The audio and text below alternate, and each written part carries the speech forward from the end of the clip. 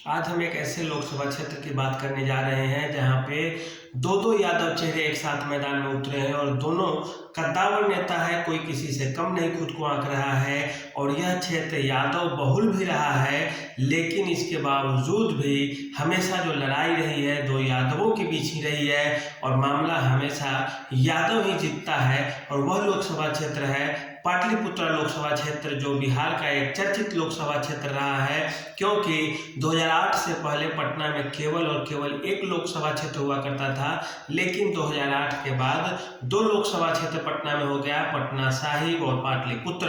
अभी हम जो बात करने जा रहे हैं वो पाटलिपुत्र लोकसभा क्षेत्र की बात करने जा रहे हैं, जहां से रामकृपाल यादव भाजपा के टिकट पे मैदान में है, जिन्हें जनता दल यूनाइटेड का समर्थन मिल रहा है। और दूसरी ओर मीसा भारती है, जो लालू यादव की सबसे बड़ी बेटी है, वह राजद के कोटे से आ रही है चुनाव लड़ने और सीट से घमासान मचने वाला है। आपको हम पूरा इतिहास इस क्षेत्र का बताएंगे, किस जाति की कितनी संख्या है यह भी यहाँ पे गौर करेंगे।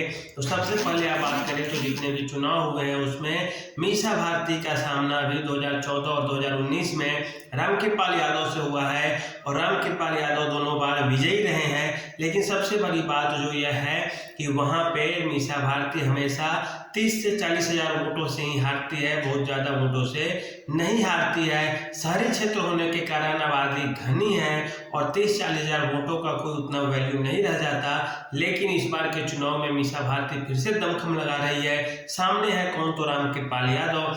वहाँ पे जातीय आंकड़ों की बात करें हम तो सबसे ज़्यादा वहाँ पे यादव वोटरों की संख्या है और यादव उस क्षेत्र में पाटलिपुत्रा क्षेत्र में लगभग 4 लाख की आबादी वाले हैं। उसके बाद जो दूसरा नंबर है वह भूमिहार जाति का आता है पाटलिपुत्रा से।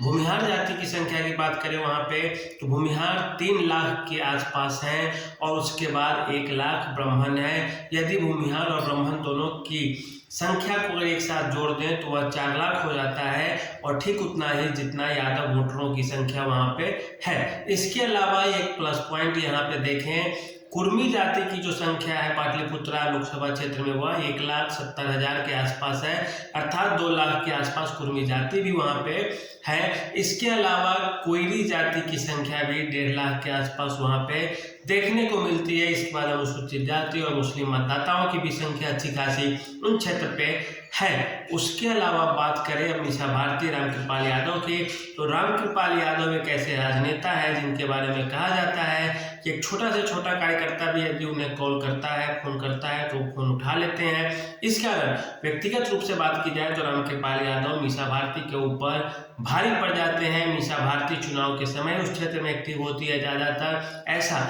उस क्षेत्र के लोगों का मानना है। लेकिन रामकृपाल यादव एक मजे हुए राजनेता है।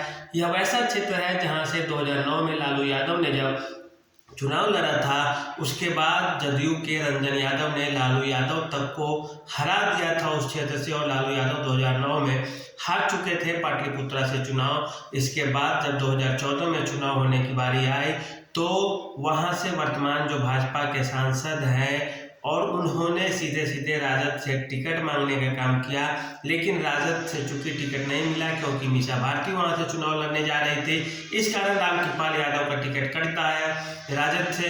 रामकृपाल यादव सीधे सीधे भाजपा में शामिल होते हैं और 2014 में भाजपा के टिकट पर रामकृपाल यादव चुनाव जीत जाते हैं, मीसा भारती को हरा देते हैं। फिर 2019 की बात आती है, 2019 में रामकृपाल यादव लड़ते हैं, सामने मीसा भारती होती है, फिर रामकृपाल यादव मीसा भारती को हरा देते हैं। 2024 की भी बात की जाए तो आंकड़ों के अनुसार, गणित के अनुसार रामकृपाल यादव वहाँ पे भारी पड़ रहे हैं, क्योंकि मध्य प्रदेश के मुख्यमंत्री मोहन यादव का उस क्षेत्र में आना जाना लगा रहता है और इससे खास करके यादव वोटरों के बीच एक अच्छा संदेश गया है।